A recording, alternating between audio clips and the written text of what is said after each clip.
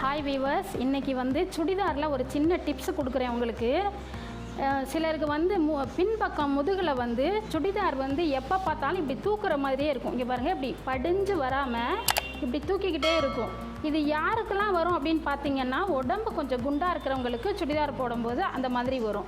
So இந்த இடத்துல தூக்காமல் இருக்கிறதுக்கு நம்ம என்ன பண்ணணும் அப்படின்னா, 2 டாட்டு பின்பக்கம், அதுக்கு தான் அந்த டாட் பிடிக்கிறது. இந்த 2 டாட் பின்பக்கம் நம்ம பிடிக்கலாம். இப்போ இந்த டாட் வந்து நம்ம என்ன மெஷர்மெண்ட்டில் எப்படி பிடிக்கிறது அப்படிங்கிறத தான் இன்றைக்கி நான் உங்களுக்கு சொல்லித்தர போகிறேன். இப்போ இந்த மாதிரி உள்பக்கமாக எடுத்து வச்சுட்டு இந்த ஆம்கோல்லேருந்து இந்த ஆம்கோல் வரைக்கும் எத்தனை இன்ச்சு வருது அப்படின்னு பாருங்கள். இப்போ இதில் வந்து ஒரு 29 இன்ச்சு வருது.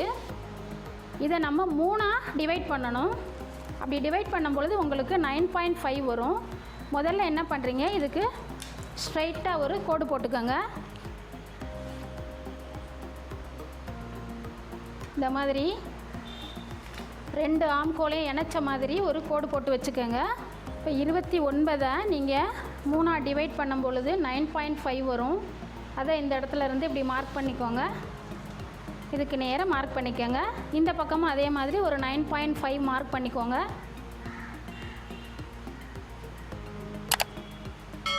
இப்போ நம்ம என்ன செய்யணும் அப்படின்னு பார்த்தீங்கன்னா, இங்கேருந்து ஒரு 2 இன்ச்சு இறக்கி மார்க் பண்ணிக்கணும். நீங்கள் டாட்டு இதிலேருந்தே பிடிச்சிடக்கூடாது. இங்கேருந்து ஒரு 2 இன்ச்சு இறக்கணும். அதையும் நீங்கள் இறக்கி மார்க் பண்ணிக்கோங்க.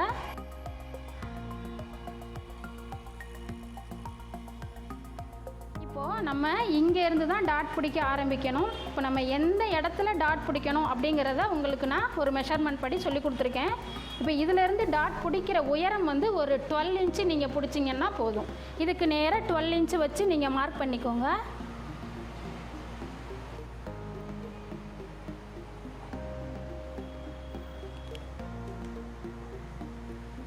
அதே மாதிரி இந்த பக்கமும் மார்க் பண்ணி வச்சுக்கோங்க.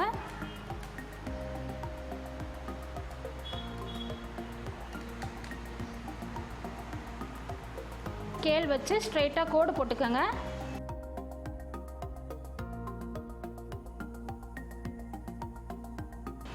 இந்த மாதிரி ஸ்ட்ரைட்டாக கோடு போட்டு வச்சுக்கோங்க. இப்போ பாருங்கள், இங்கேருந்து 2 இன்ச்சு இறக்கி நான் மார்க் பண்ணியிருக்கேன். அதே மாதிரி இங்கேருந்து நான் 12 இன்ச்சு எடுத்திருக்கேன். இப்போ இந்த கோட்டை நீங்கள் அழகாக அப்படி சென்ட்ரு பண்ணிக்கோங்க. நான் போட்ட கோட்டை வந்து நல்லா அழகாக அப்படி சென்ட்ரு பண்ணியிருக்கேன்.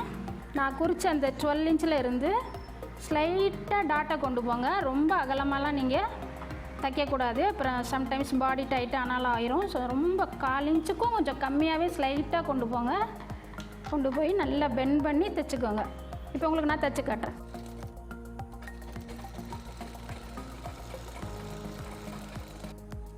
பாருங்கள், அப்படி இங்கேருந்து வந்து சென்டர்கிட்ட வரும்பொழுது கொஞ்சம் தள்ளி வரைஞ்சி அப்புறம் அப்படியே வந்து ஒரு பாயிண்டடாக முடிச்சிருக்கேன். ஸோ இப்படி தைச்சிங்கன்னா உங்களுக்கு நல்ல ஷேப்பும் அழகாக வரும். இப்போ இந்த பக்கமும் டாட் பிடிச்சாச்சு. இப்போ வாங்க நம்ம டாட் பிடிச்சதுக்கப்புறம் பேக் சைடு எப்படி இருக்குன்னு பார்க்கலாம்.